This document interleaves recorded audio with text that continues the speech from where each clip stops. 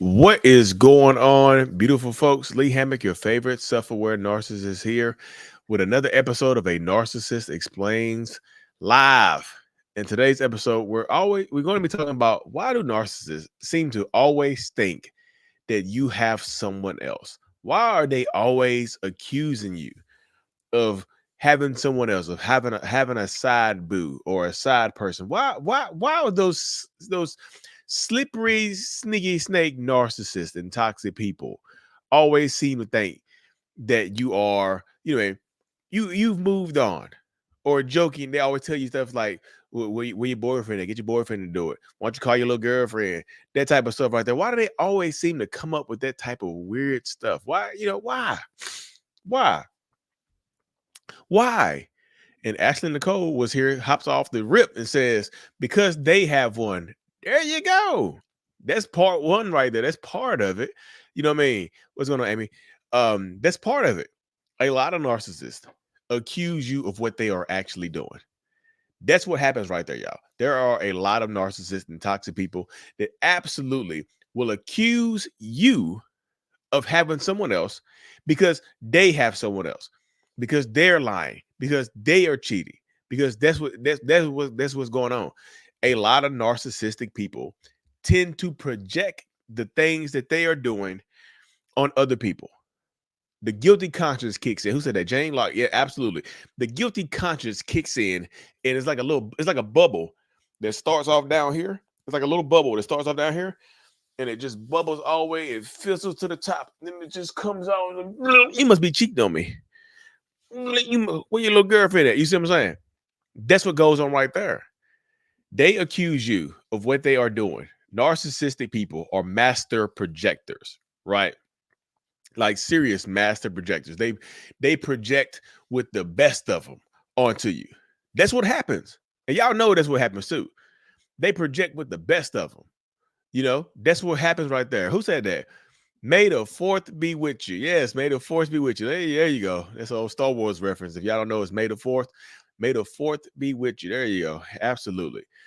But that's what happens, y'all. They think that you have moved on because they moved on.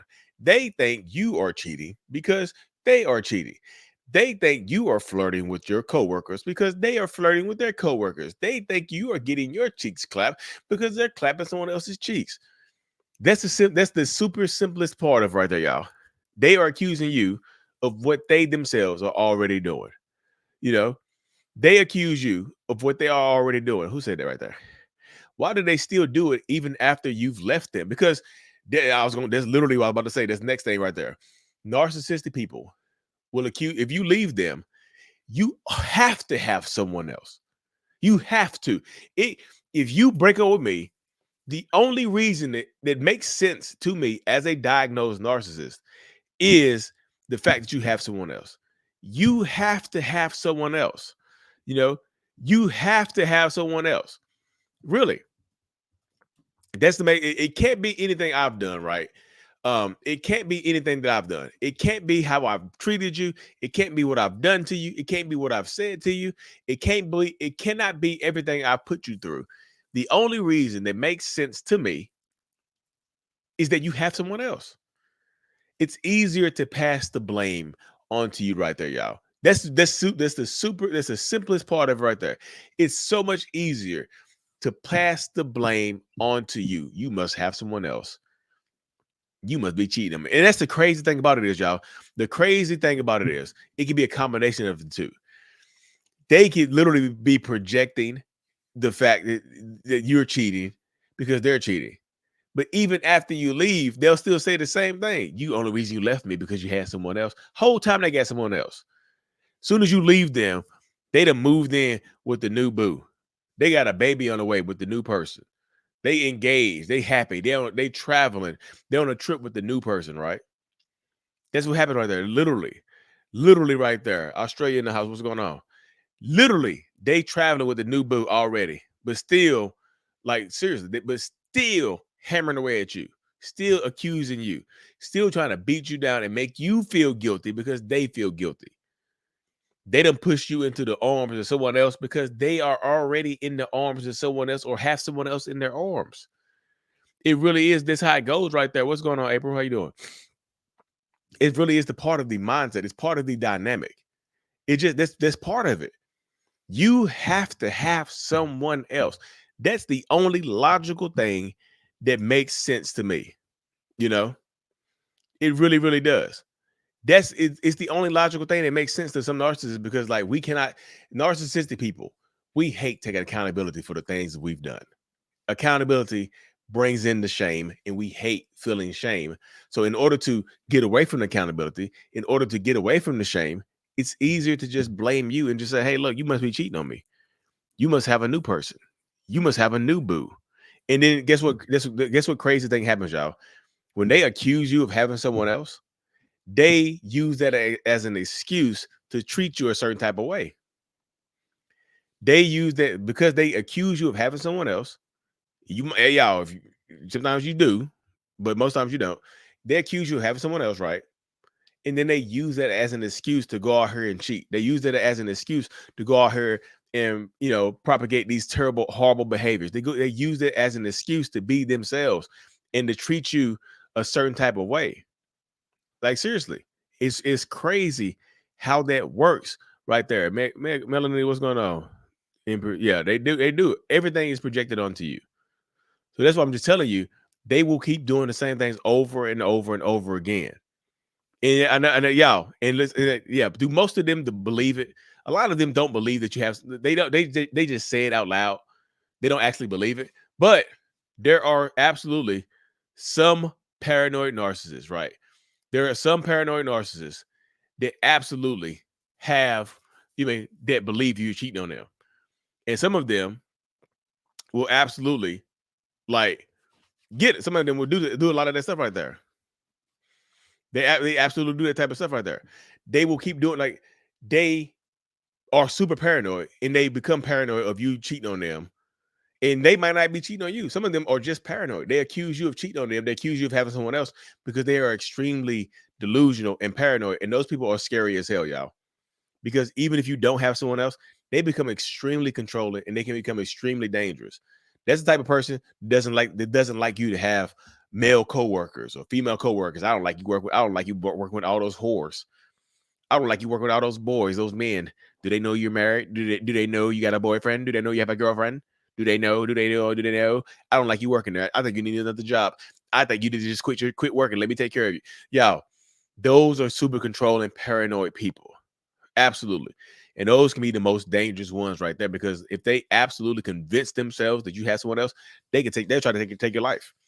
You can't convince them of otherwise. And the crazy thing about it is, I've heard stories before where the ex is so paranoid that you have someone else.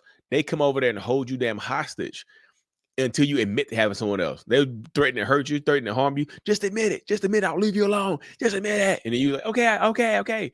And they're like, I knew it. I knew it the whole time, you whore. And then they'll try to hurt you more, y'all. Because now it's kind of like you confessing under pressure. It's kind of like that's the mindset. That's the dynamic that they go through. They will do that type of stuff right there. They are super paranoid and accuse you of doing the things that they themselves are absolutely already doing. So you have to be careful, y'all.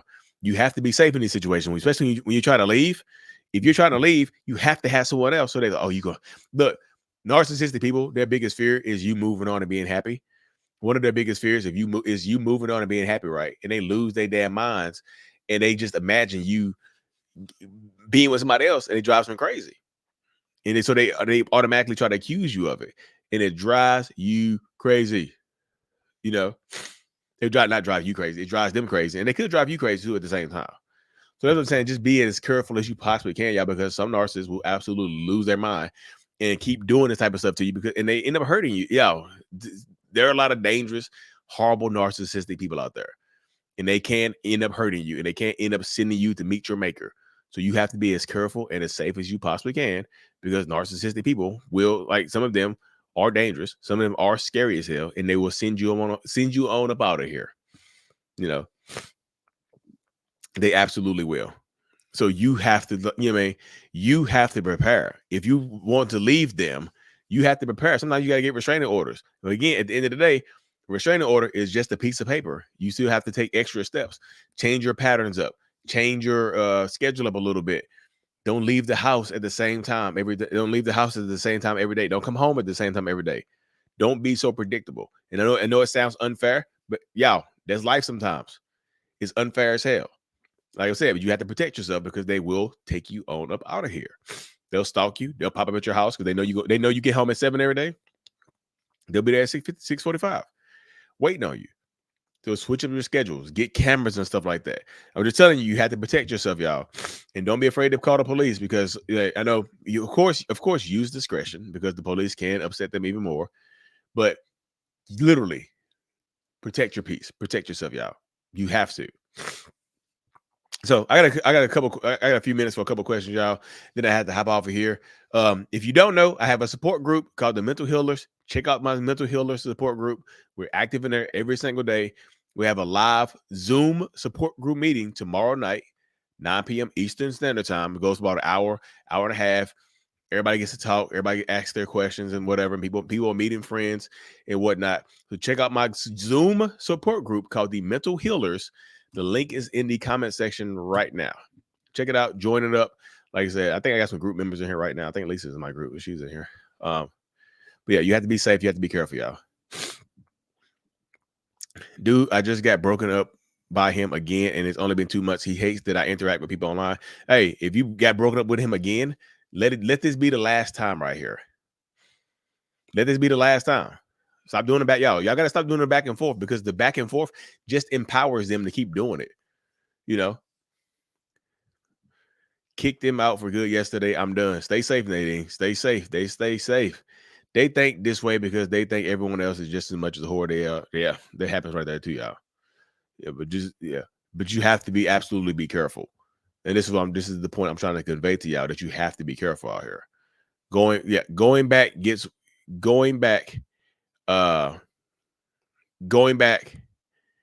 worse. Every time you go back to a toxic relationship, yes, absolutely, it does get worse. You're right, because they feel like they can treat you a certain type of way because y'all are back together. Shout out to Melanie. What's going on? Mentally has been a godsend, helping me with everything. That's what I love it. I love it. That's what I do, y'all. That's what I do. I love helping people. That's my goal, is to help as many people as possible. I was in a loop for 10 years. Finally jumped off last year. Jump off and stay off. You know, jump off and stay off. Tech guy who got his phone. See, the spam is in here, y'all. I hate when the spam comes on Facebook. Facebook spam is just horrible. It really is. Facebook spam is horrible.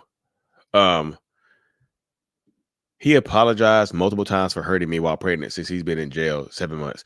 Is it real? They said he's now people. Yeah, when you get a narcissistic person that's in jail, the only thing that they have are their words. They get very good at using their words because what else do they have? Yeah. This is my perspective on people that go to jail. You know, I'm not holding you down while you're in jail. You got a 6-year bid. I got to put my life on pause for you for 6 years, for 10 years. And then as soon as you get out, you cheat on me, man, get the hell out of here. I hear this. Yeah, I've probably heard that story 100 times. If you're holding down your partner that's in jail, they will get out and cheat on you sooner or later because they feel like they missed out on 10 years of life. Like, I missed out on 10 years of life. I got to catch up. So they get out here and cheat. So again, everybody's situation is different, but like, would they hold you down? Would they hold you down if you're doing a 10-year bid? Would they hold you down? Probably not. You know, I agree with Melanie Lee. Others class. Yeah, that's the goal, y'all. That's the goal. I've been 1 year no contact. Power up, power up. No jail or not. Talk once y'all everything. Yeah, once y'all everything changes, y'all. Because they literally will hold everything that you did or they did while they were in jail. They gonna take out on you. I'm trying, but literally have no one but him. Sometimes in desperate needs, I have to ask for help, but I hate it. Why does he enjoy my suffering so much, especially since I lost my boys to CFS? Because yeah, some of them like seeing you in some of them like seeing you in pain. You do get the sadistic narcissist that like seeing you hurt, that like seeing you in pain, and they get a rise out of it, especially if you need them for something. They're hurting you and you need them. That's a double whammy right there, y'all. But so y'all, I do have to hop over here. Y'all be safe. Like I said, take a look at joining the support group. I'm super active in there. I answer all the questions, all the comments that posted in there. I answer all the posts and whatnot. The support group link is in the description. I mean, in the description of every video.